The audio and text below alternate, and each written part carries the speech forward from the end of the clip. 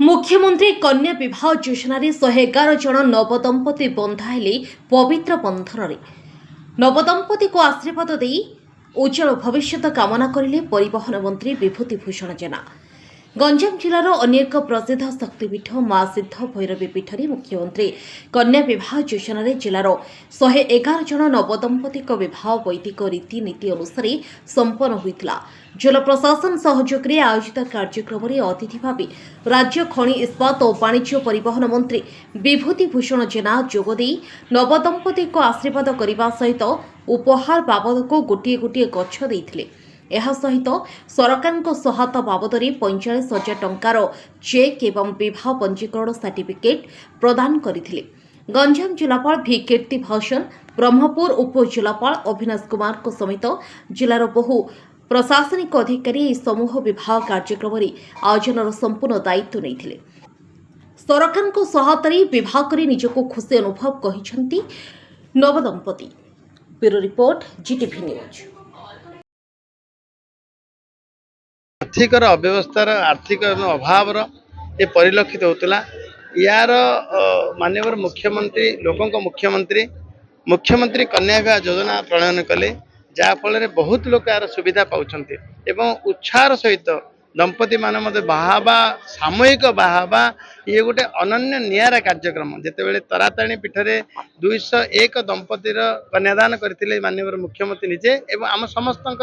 आम समस्ते से से भाग्य भी आम प्राप्त होता आम मानक आज तार द्वितीय पर्यायर आज 120 लोक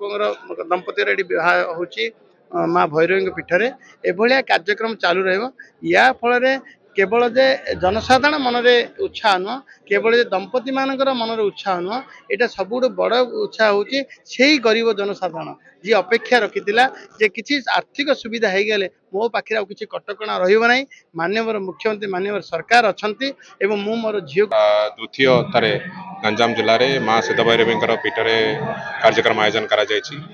पाखापाखि 115टी बरकन्या आज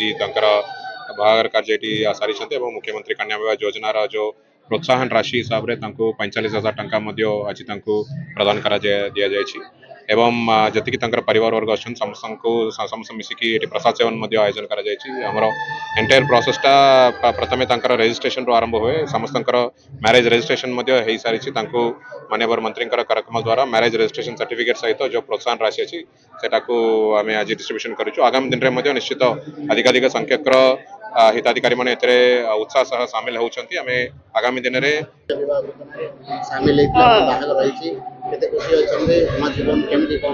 मुख्यमंत्री कन्या विवाह योजना द्वारा